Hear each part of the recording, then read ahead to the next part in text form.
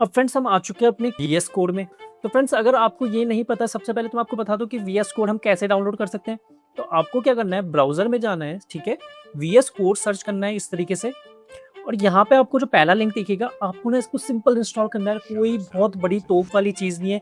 आपका जो operating system में विंडोज़ है तो विंडोज़ के लिए डाउनलोड कर दो। सिंपल डाउनलोड है, नॉर्मल इंस्टॉलेशन है, कोई अलग से कुछ नहीं करना फ्रेंड्स। जैसे ही आपका इंस्टॉल होता है, आप यहाँ पे सर्च कर सकते हो VS कोड करके, ठीक है, और आपका VS कोड दिख जाएगा आपको। इसको आपको ओपन करना है। यहाँ पे आपको देखो फाइल्स बना सकते हो, सिंपल है, कोई दिक्कत नहीं है। न्यू फाइल है तो न्यू फाइल बनाओ, फोल्डर के अंदर है तो फोल्डर ओपन करके कर लो फ्रेंड्स, बिल्कुल सिंपल। यहाँ पे फाइल्स बनती हैं, फोल्डर बनते हैं, ये रिफ्रेश करता है। तो इसमें ऐसी कोई बड़ी चीज़ नहीं है कि जो आपको बतानी पड़े, ये इजीली आप सीख सकते हो। तो मैंने क्या किया, मैंने एक variable.html नाम से फाइल बनाई, मैंने एक script.js नाम से फाइल बनाई।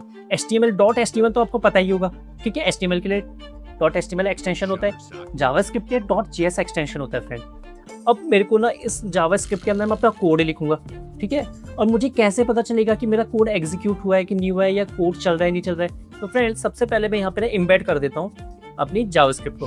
तब देखोगे ना मेरे पास स्क्रिप्ट नाम का एक टैग होता है, HTML टैग है, वो लिखना है मेरे को। अब मैंने उसे ना बॉडी से ऊपर लिखा है, ठीक है, तो आप हमेशा प्रीफर करना बॉडी से ऊपर लिखना। क्यों लिखना है बॉडी से ऊपर ही, इसका रीजन मैं आपको इन फ्यूचर में दूंगा, बट अभी आप इसे बॉडी से ऊपर लिख दो। अब इसके पास SRC नाम की प्रॉपर्टी होती है, एट्रीब्यूट होता है, जिसमें आपको वैल्यू देनी पड़ती है।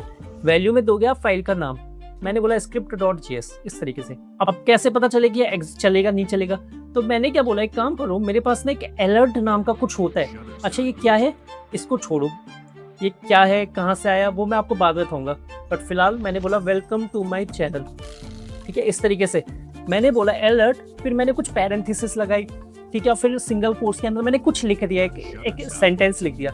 अब यार आप बोलोगे समझ नहीं आ रहा कि यार चीज़ें क्या है, ये कोई दिक्कत नहीं, मैं आपको हर एक चीज़ बताऊंगा, हर एक ये पैरेंथेसिस है, ये कोट्स का क्या मतलब है, इसके अंदर जो लिखा है इसका क्या मतलब है, बट आप अभी के लिए बस मेरे को इस तरीके से फॉलो कर लीजिए प्लीज़। अब मैं इसको फ्रेंड्स यहाँ पे रन कराता हूँ, जैसे आप नॉर्मल HTML रन कराते हो आपको वैसे ही करना है, और कुछ नहीं करना फ्रेंड। मैंने यहाँ पे कुछ एक्सटेंशन डाउनलोड कर रखे थे, जिसकी मदद से open with live server. Extensions क्या होते हैं, अगर आप यहाँ पे देखोगे लेफ्ट साइड में, तो मेरे पास ना कुछ ऐसे समझो कि छोटे छोटे टूल्स होते हैं, सॉफ्टवेयर होते हैं इसके अंदर ही, जिसकी मदद से मैं ये सारी चीज़ें कर पा रहा हूँ, मतलब ऑटो कंप्लीट और ये लाइव सर्वर पे चलाना। लाइव सर्वर से ये होता है कि फिर मेरे को रिफ्रेश नहीं करना पड़ता अगर मैं कुछ भी चेंजेस करता हूँ। जैसे मैंने यहाँ पे लेक्चर्स 1 कर दिया, अब देखो मैं यहाँ पे जाके मैंने रिफ्रेश नहीं किया, कुछ ऑटो रिफ्रेश हो गया। जैसे क्रोम का एक्सटेंशन होते हैं आपने देखे होंगे, उस तरीके से ही। अच्छा हम कहाँ से कहाँ पहुँच गए, हम तो बात करते हैं जावास्क्रिप्ट चल रहा है कि नहीं चल रहा है। तो आपने देखा वेलकम टू माय चैनल लिखा हुआ है, वेलकम टू माय चैनल, मतलब ये जो पॉपअप है ये आपके अलर्ट की मदद से बन रहा है, मतलब जावास्क्रिप्ट तो मेरा चल रहा है, इतना कंफर्म है, ठीक है। अब जो हमें करना था आज, हमने बोला हमें वेरिएबल बनाना है फ्रेंड्स। तो वेरिएबल बनाने के लिए हम वेर का यूज करते हैं, लेट का यूज करते हैं और कॉन्स्ट का यूज करते हैं। 3 चीजें हमारे पास, तीनों को डिफरेंशिएट करूंगा आने वाली वीडियोस में, बट आज हम बोलेंगे वेर सिटी, और सिटी पे मैंने डाल दिया पहली। अब देखो यहाँ पे मैंने 3 चीजें की फ्रेंड्स। मैंने बोला वेर क्या करता है, बॉक्स बनाता है, बॉक्स का नाम सिटी हो गया और बॉक्स की वैल्यू दिल्ली होगी। क्लियर है इतना। अब मेरे को देखना है क्या ये प्रिंट हो रहा है नहीं हो रहा है, कैसे प्रिंट करना है, कैसे एक्सेस करना है। मैंने बोला आपको सिटी लिखना है। अब सिटी लिखोगे, आपका सिटी दिल्ली दे देगा, पर कहाँ पे देगा दिल्ली। अच्छा तो मैंने बोला console.log सिटी, इस तरीके से। यार console.log क्या है यार, अभी के लिए ना प्रिंट करने के लिए मैंने बोला एक तरीका है प्रिंट करने के लिए, और आप जैसे इसको रट लो अभी की कंसोल। मैं आपको बाद में बताऊंगा कंसोल क्या है, ये डॉट क्या है, ये लॉग क्या है, ये पैरेंथेसिस क्या है, ठीक है, हर चीज बताऊंगा। बट ऐसे समझो कि एक तरीका है जिससे मैं सिटी को प्रिंट करा पा रहा हूँ बस। अब यार आप बोलोगे वो पॉपअप देख नहीं रहा, क्योंकि मैंने इसे कमेंट कर दिया फ्रेंड्स। यहाँ पे ध्यान देना, मैंने यहाँ पे डबल स्लैश लगाया, तो डबल स्लैश लगा के मेरा कोड कमेंट हो गया, ठीक है। कमेंटेड कोड मतलब ये एग्जीक्यूट नहीं होगा। तो मेरे को ये सिटी देखना है, कहाँ पे दिखेगा। मैंने बोला राइट क्लिक करो स्क्रीन के ऊपर, यहाँ पे इंस्पेक्ट में क्लिक करो। अच्छा अब यहाँ पे मैं क्या ढूंढूं यार, मेरे को तो दिख ही नहीं रहा है।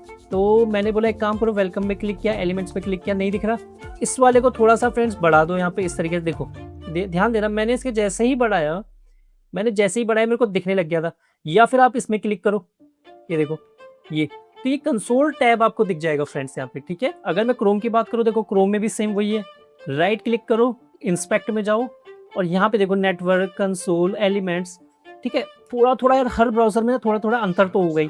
अब मान लो मेरे को कंसोल यहाँ पे दिखता नहीं, तो मैं इस एरो पे क्लिक करके यहाँ से ढूंढ लेता, बट मेरे को यहाँ पे दिख गया। अब यहाँ पे आपने देखा दिल्ली लिखा हुआ आ गया। चलो वापस सोने देते हैं, ये देखो दिल्ली लिखा हुआ आ गया। मतलब यहाँ पे कंसोल एक एरिया है, प्लेन एरिया है जहाँ पे आपको चीज़ें दिखती हैं। अब मैं यहाँ पे कुछ और वैसे लिखूँ, ये लिख दिया मैंने दिल्ली। अब मैंने बोला जो मेरा सिटी नाम का डब्बा था उसके अंदर कुछ और वैल्यू डालो, ठीक है। तो मैंने बोला सिटी इक्वल टू 1 2 3 और फिर मैंने बोला वापस इसे कंसोल करो। अब समझ रहा फ्रेंड्स, इक्वल टू का मतलब होता है असाइनमेंट ऑपरेटर्स, जो कि हम ऑपरेटर्स वीडियो में देखेंगे।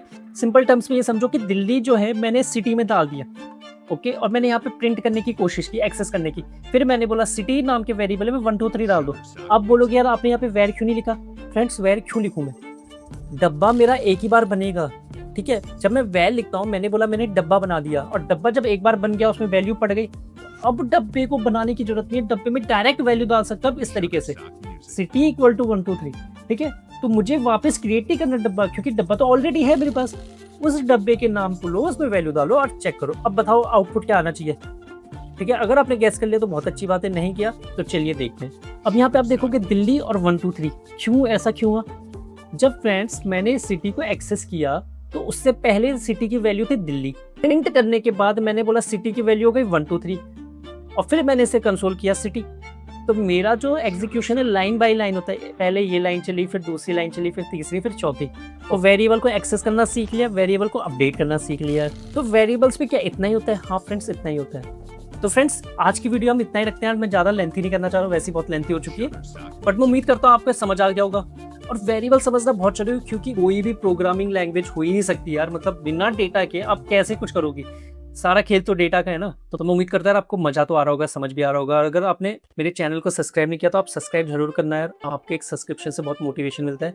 और इस प्लेलिस्ट को हम पूरी कंप्लीट करेंगे, जीरो से हीरो की जर्नी है, हर एक चीज़ बताऊंगा आपको, हर एक चीज़। इंटरव्यू की प्रिपरेशन करेंगे। तो चलिए यहीं पर एंड करते हैं वीडियो को एंड मिलते हैं नेक्स्ट वीडियो में। अभी के लिए बाय बाय।